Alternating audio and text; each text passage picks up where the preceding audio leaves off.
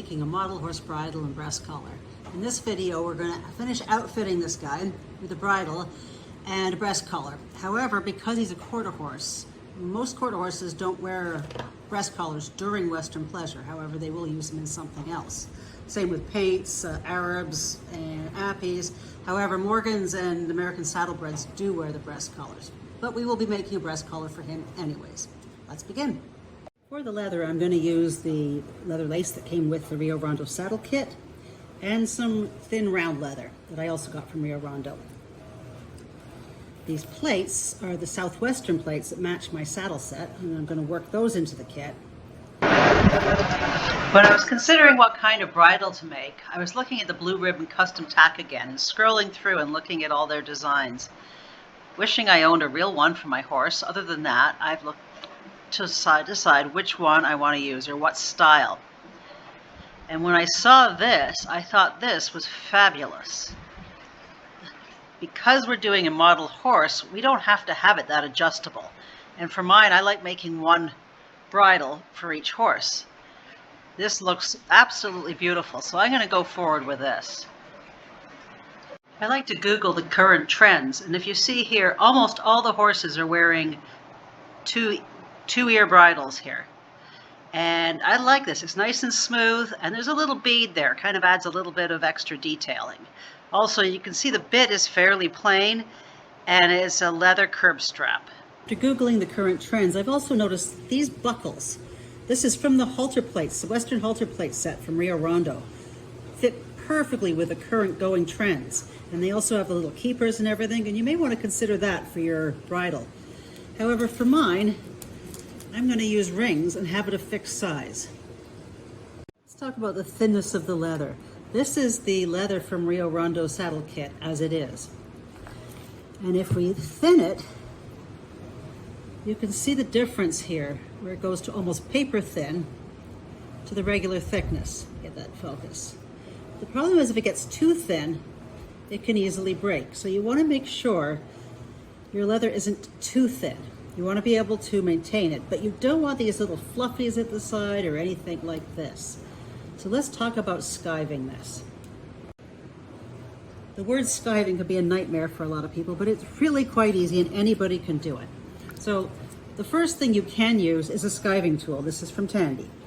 And to use that, you work towards yourself, make sure you're not pressing the knife down, and just slowly work away. And the way to make this work is practice. It's a piece of thin. Practice on leather you don't mind losing. So have some extra and you can scrape it or you can cut it, work it like that. The other option is to take a knife or a razor blade and working right against the edge of the table, I'm going to hold the blade. Now, some people say always go away from yourself. Some people work like me, like to work towards.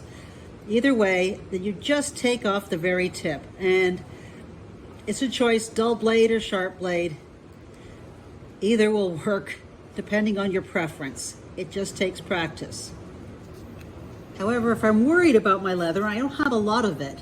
My go-to is always sandpaper. Generally, I use a coarser grit, and I think this is a 600. However, I'll pick any kind of sandpaper that's around, that's coarse enough, and work it. Just sand away at it, and until you get the thickness you want. You can change to a thinner grain, clean it up a little more.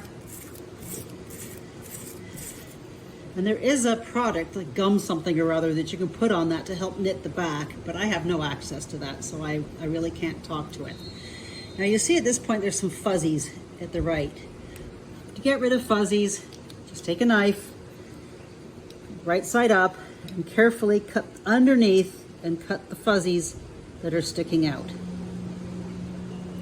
Now I know this can be a lot of work, but really it's worth it. It makes such a difference in the quality of your product. You don't want it too thick or too thin. That right there is pretty much right. How you can tell is if you fold it over and it's clean, nice and neat, that's a good sign. You can also check it through buckles to see if there's room for another layer of leather to go. So there's a fancy buckle. I'm going to lace it through, up and down. Then once I get it laced, if I hold it like this, I can see how much extra space is involved, how much room there is for my second piece of leather to go through. And that'll tell you if you've thinned it enough or not. Now that I know the style I'm going to do, I'm going to look at bits. I have these cast bits, but with this horse, it looks too big. This etched bit is one of the Western show bits from Rio Rondo, and that looks way more in proportion for this horse. So I'm going to start with that. For the chin strap, I thinned down a piece of the leather, quite thin. Next thing I'm going to do is make it a narrower piece so that it'll fit in through the back where the curb strap needs to go. And to do that, I'm going to take a ruler and line this up so it's as straight as possible. I'm going to put the ruler on top, press down really hard so it doesn't move, and then take a knife. And I only want to take about a third or a quarter off the edge. I don't want to cut it in half. And I'm going to do this off screen because it's not, you have to really pay attention for this part. Here I have some tiny jump rings and some tiny buckles from Rio Rondo. First, I'm going to take this leather and I'm going to thread on 2 tiny jump rings. Next, I'm going to thread on the bit on each side in the direction as if the horse is wearing it. Now for this, I put a little point on the end of the leather and I'm using tweezers. Once you have those threaded, take these pieces and thread them back through the rings on both sides. So they're going to go there and there. Before threading through the second one, it's nice to hold it up to the horse's mouth, just get an idea of how tight this needs to be, and shorten it until you have it about the right amount before threading through the second one. And for threading them, I find it works good if you push up at the bottom and then use your tweezers to push through. Taking a buckle on one side, thread it up and back down through the buckle. Get in there. I don't know if everybody talks to themselves as much as I do, but I'm terrible at it. And then move it so that it's approximately centered. Once you've got a centered position, fold that over and glue that into place. While it's drying, I scooched my ring up along there so that it pushes on top and keeps that down. I can then take this other part, thread that through, buckle it basically.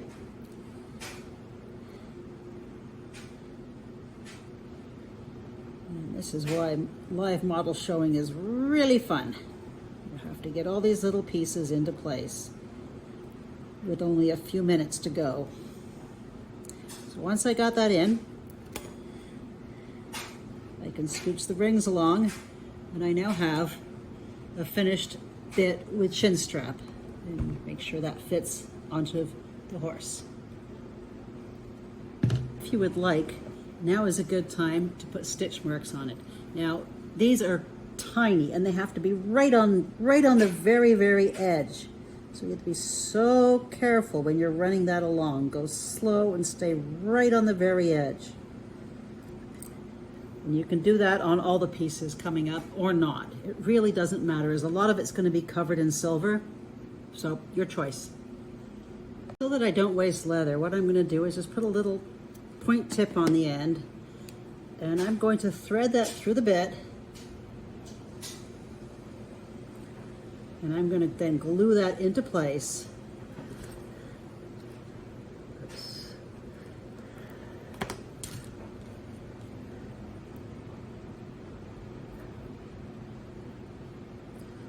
Now you can use bit clips here as well, and I like to use clamps on all of this, making sure there's no overlap.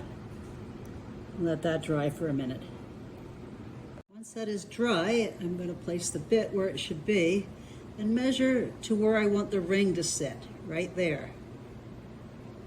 So I'm not making this adjustable. I'm going to mark that location, throw my horse away, cut the leather off, put my ring on. Whoops. I glued the fancy metal ring in place and then did the same thing on the other side. Then lining that up, I'm going to make it the same length as the other piece. And then I'm going to glue on another fancy ring on this side so that it's identical on both sides. For my breast collar, I'm going to use the 2 long pieces from my Southwestern set, so I'm not going to use those for the bridle. So I've taken out the 2 smallest pieces and I'm going to glue those onto here, but not yet. First I'm going to pick another of the Southwestern pieces that I'm going to use as keepers around here. Could have used this longer piece if I wanted, but instead I've put the 2 smaller pieces aside, and with needle nose pliers I'm going to bend these a little bit around carefully, get the width across here, and then bend them again to finish it around, and I'm going to crimp it right below that ring. Once I've got it cut out, I'm going to thread this piece through.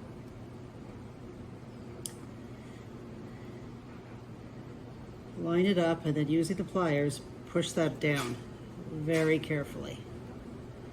When you do crazy things like that, try to get the ends in as much as possible. You still have a chance of damaging your model, so you have to be very careful with that. But that piece is on, and I'm going to do the exact same on the other side. Next, I found 2 tiny conchos. These are actually from a Rio Rondo costume set, but you can find spots or from the craft store or tiny conchos or whatever you can find.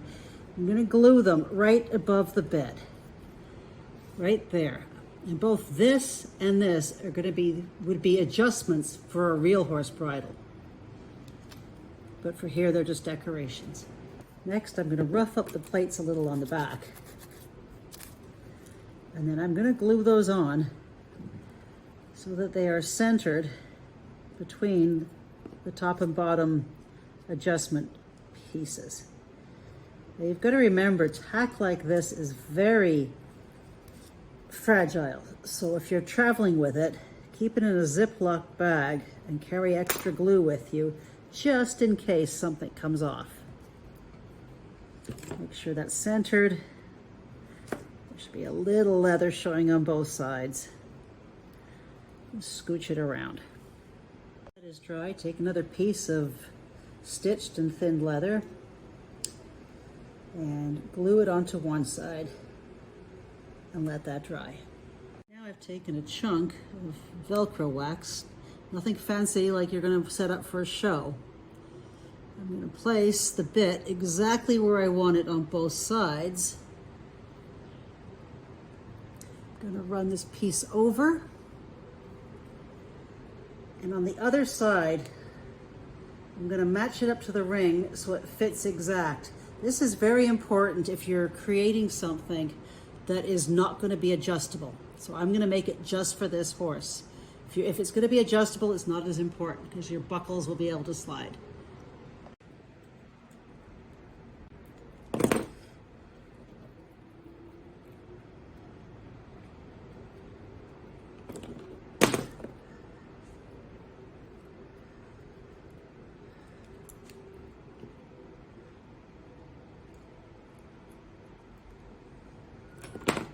For the 1 ear pieces, you're going to take a piece of your round leather lace and carefully with a knife trim about 3/4 of an inch.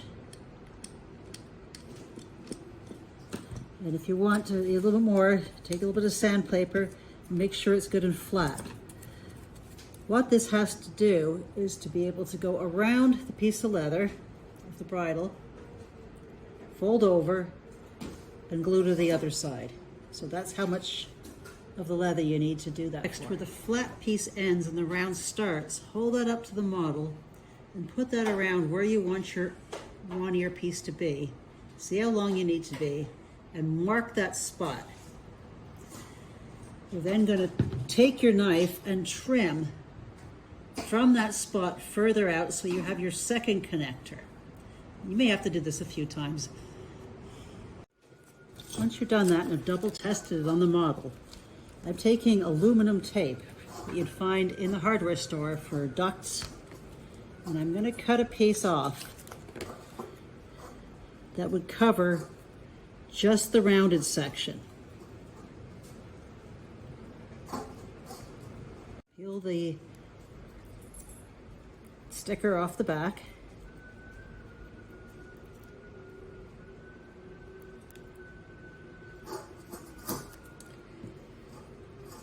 Line up the round section, stick it on, and then roll it.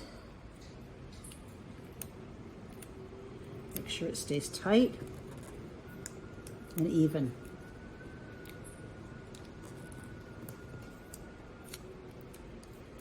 Once you've got it properly covered with a couple of wraps, trim off any extra. Try to get the seam at the back. Next, I'm also shaping it in the shape of the ear. Next, cut a little point on one end. And take a bead and thread that on. You have to squeeze down the tape here just gently so that the bead will fit over top of it. I couldn't get that bead on, so I switched to a different bead. Once I get it there, I'm going to put a tiny little dot of glue on there and glue it to the center. Before I make a second one, I'm going to attach this one on, putting it out, making sure it's facing front, gluing that on, and then gluing that onto the other side, checking with the horse to make sure it fits. Trim off the extra, glue that down, and gently shape that to shape the ear, and then try it on the horse. Gluing it, make sure that it can slide freely over the headpiece. Because this model has mane sticking or forelock sticking out there, I'm going to play with this to see that how I'm going to make sure that that sits properly without getting in the way. And it's probably going to have to be bigger over the forelock side than the non-forelock side. You can see the ear sizes are different because of the forelock. But I've got them set up now. Because this is very, very fragile, I'm going to take a piece, some thread, the color of the leather, and I am going to tie it around here. That's going to disappear on there, but it's going to keep it solid. So I'm going to take a long piece, thread it through,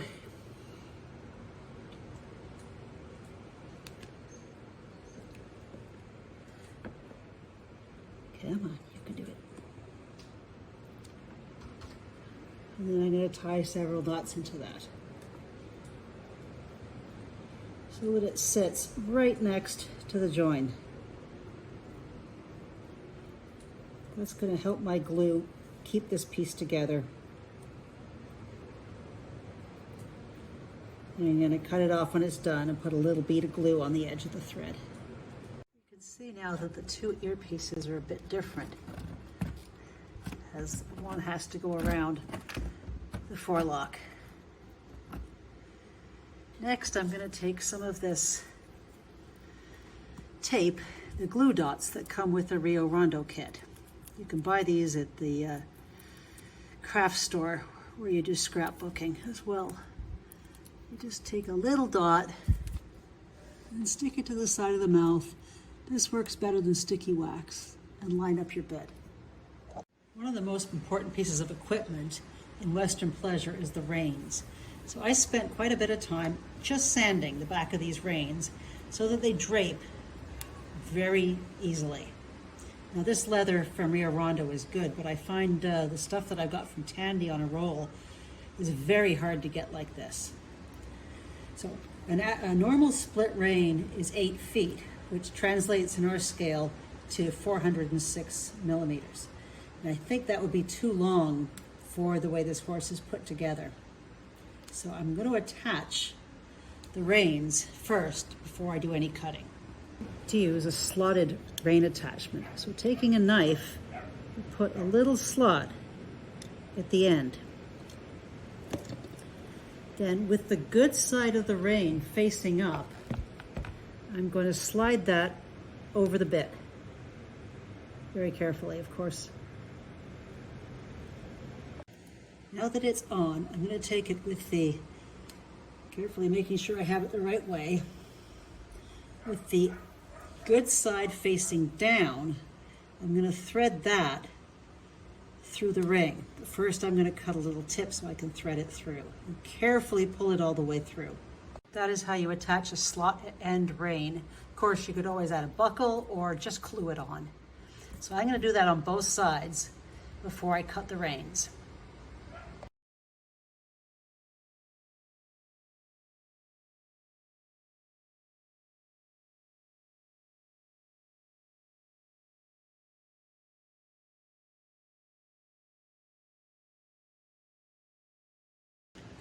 When setting up, your reins should be the same on both sides. You should have a nice loop for Western pleasure, a nice smooth loop. They need to come in through the rider's hands from the top and come out from the bottom. And they fall on the side of the hand that the rider is holding. So if she's holding in the left hand, the reins fall to the left side. And then this piece right here, the two tails, should come to approximately the size length of the shoulder. So they won't be the exact same length hitting the shoulder, since one's on the right and one's on the left. So you can trim one of them and then take the rider off and make sure they're even, and then trim them so it looks more realistic that way. Now that I've cut them, you can see that they're different lengths visibly here. However, they are actually the same length of rein. That is what I would call a Western pleasure setup. No breast collar required. And except for the clothes, I think she needs to be dressed. But now we're going to go make the breast collar.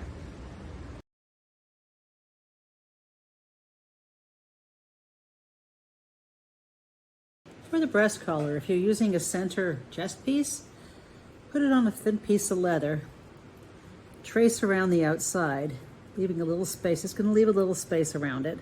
This is to protect the horse.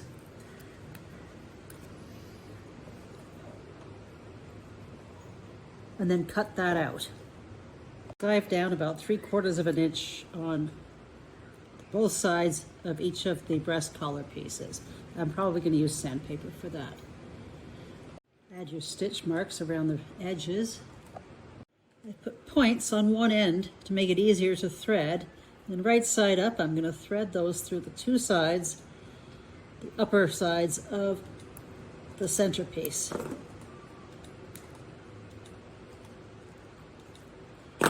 Once those are on, I'm going to glue them and let them dry. Take the two D-rings labeled D that come with the set,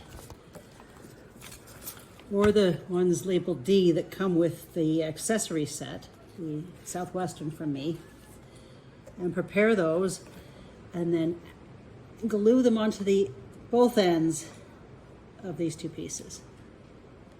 If I hold the breast collar center in the right place, I can see how long the tug straps are going to have to be along there.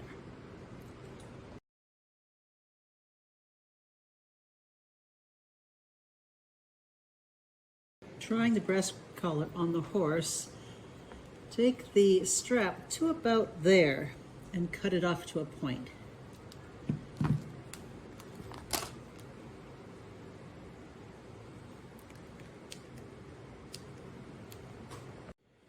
And taking the little piece we cut first, we're just going to glue that nicely into place, keeping it even all the way around. I gave that just a slight bend as it goes under the barrel, just slightly, to give it some 3-dimension.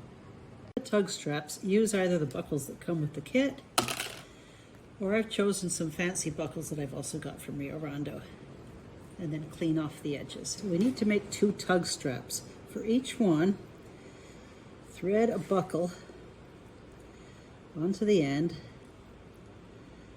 and glue that down.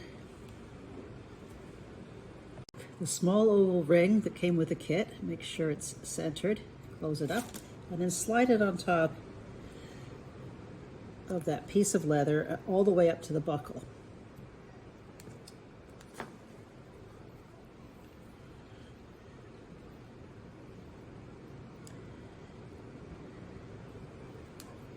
Both sides up, slide the tug strap in through that breastplate, and then put it back through the oval ring.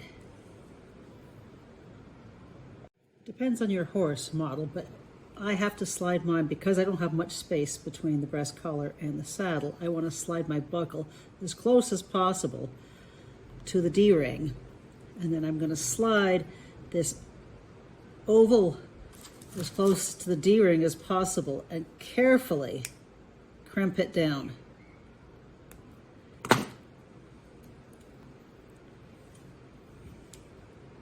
If you have these slightly off center before you squeeze, it makes for a neater finish. So you squeeze one way and the other, and then this side will be neater. Test the length. Carefully thread through the strap from the saddle and holding the center of the breast collar on the front of the horse chest, you can see here how long it needs to be. Now, depending on if you're going through different horses, you may want it longer, adjustable. I want mine to sit about there, so I'm going to cut that off there and give it a little pointed end. That just makes it neater for me.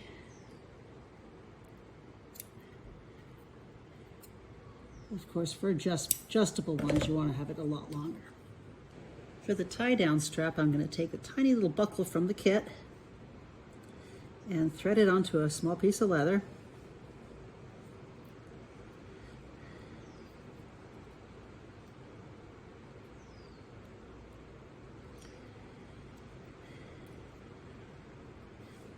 And glue that into place.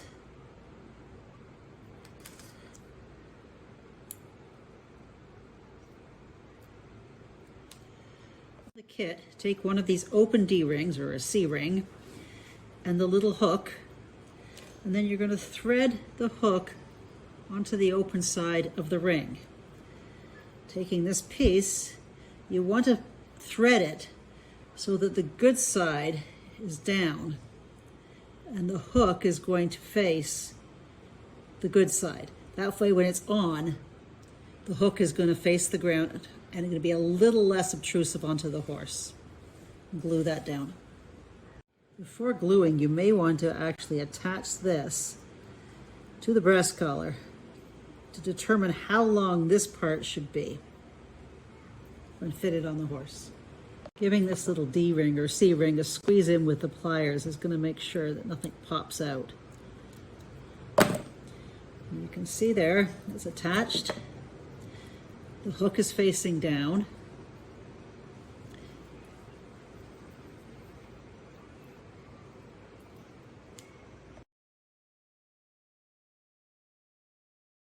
Before gluing on the final piece of silver, I'm going to hold it up there. And from here, you're going to bend that silver just slightly, just enough to get the horse shoulder shape.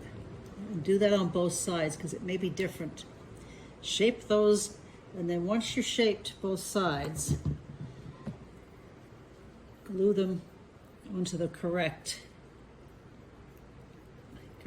side of centered, making sure that you can control that bend, keep that bend in the leather. For this silver piece, I decided to, first I have to sand the back so there's a good grip. And then for the glue, I'm going to use the suggested 2-part epoxy. So I'm going to just mix a little bit of that up evenly.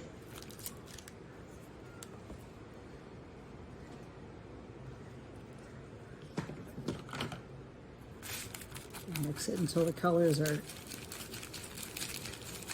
completely disappeared and it's gone clear on me, or beige. And then I'm going to carefully apply it just to the back of the silver. Make sure I have the right piece for each side.